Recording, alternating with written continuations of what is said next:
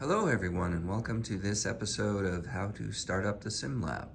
So I'm just going to go through the process of starting up the mannequins, the start of class, and hopefully this will make it easy for anyone who hasn't done this in a while.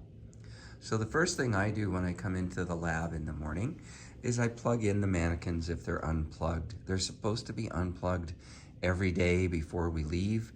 We do need to drain their batteries, so that's really crucial. But I plug them in the morning just to make sure they're starting the day with a full charge. And then often, as we can monitor the battery life on the computers, I'll unplug them at noon and let them drain through the afternoon as they're doing sims there. Now these guys are both already started up, but to start up the mannequins, all we do is we press, you can see that triad of green lights all around that switch. You press that, it will start, and you will hear the mannequin in a minute or two say, simulator started. That means he should be visible on Wi-Fi and ready to go. So I do that, and then I come back into the lab here. And so I've got this computer here actually is showing both mannequins I've just started up. All of these computers should auto boot. So you can see I've restarted it, it says okay. And when I click that, it should log into SimUser. Don't log into any other account than SimUser on these machines. If for some reason it asks for a password, you have two choices. You can reboot, which usually helps with the auto login, or this should be the default password for all of the computers, so lowercase n, uppercase L at 109. So let's go back to this computer. We have Alan Rickman and Charlie Parker available to us. If you're trying to decide which mannequin is which, up on the wall behind me, there's a little class photo of all the different mannequins, and we currently have the top three, Alan, Billy, and Charlie in here. So I'm going to choose Alan.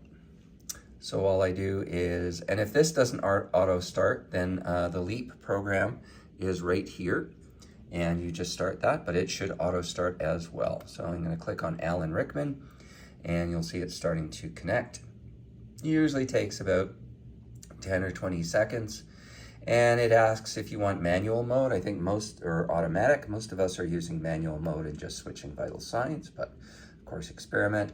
And the default is a healthy patient, which we usually start up with too, but of course you can experiment as you might wish.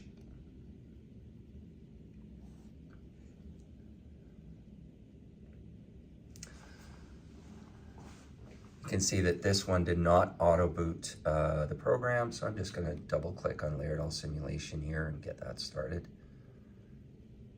There we go. And so if you have to go through this process, you just click on the Leap Instructor application, and it's going to take you to that screen you saw on the previous machine I was just looking at. Searching, and I'm going to choose Charlie Parker. You can see the difference here. You can see Alan Rickman, it says simulation running. That's because he's connected. Charlie Parker is running in start state, which means he's available. So we're going to connect to him. So going back to Alan Rickman, comes up, says start session, or you can edit before starting. We usually just start and then change vital signs on the fly. I'll make another video reviewing how to change vital signs, but this one today will just be for getting them started up. Now, so we have the mannequin connected. We can change any of the vital signs we want at this point. Easiest way, I'll make a more detailed video on this, but easiest way is just to click on the patient monitor, change anything you want. So right now you can see that we don't have a patient monitor up for him. Now the patient monitors currently are a little different setup for a couple of the different mannequins. The one on the bed nearest the door, we have to go onto this computer here, and IT may change this. I'll show you the other way too. It's a little bit more simplified. So we're going to start, instead of Leap, which we already started on the other machine, we're going to start patient monitor. Now this one, I think will just reconnect to the mannequin it was previously connected to, which usually isn't a problem. It's always Alan Rickman.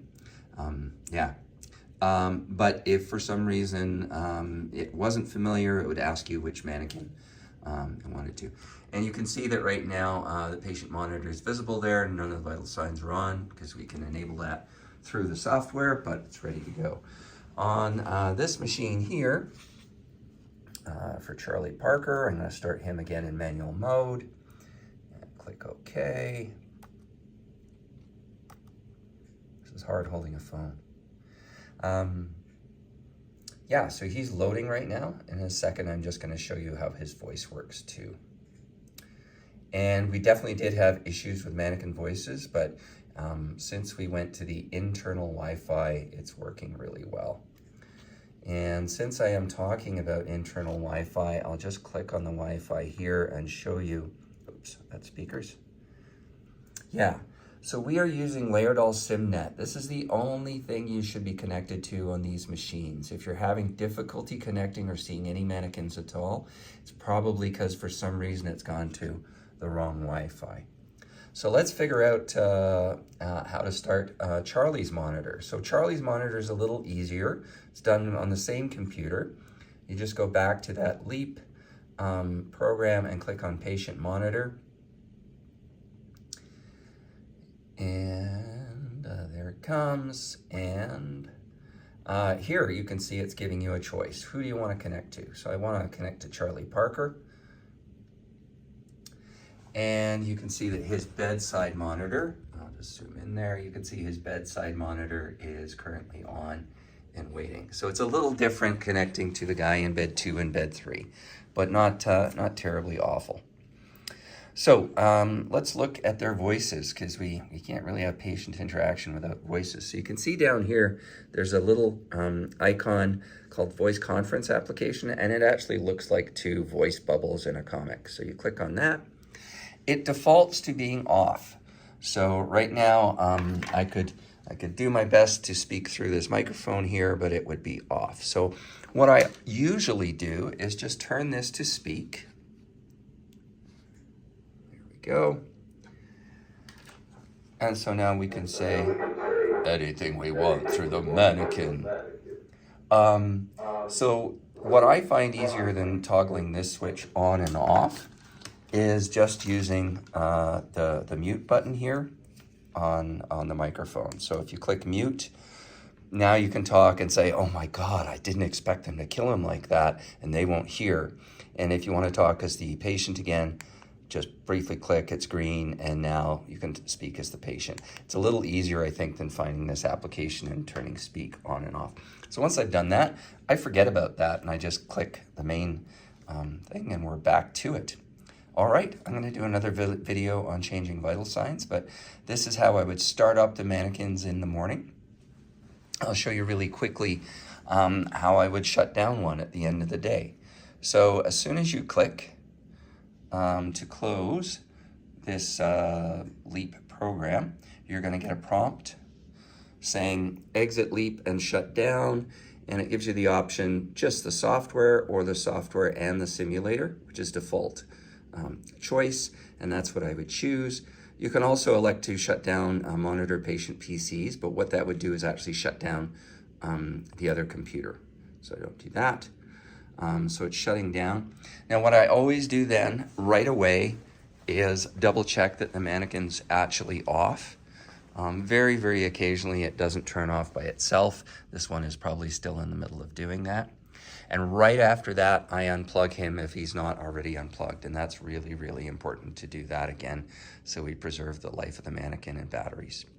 Thank you very much for watching.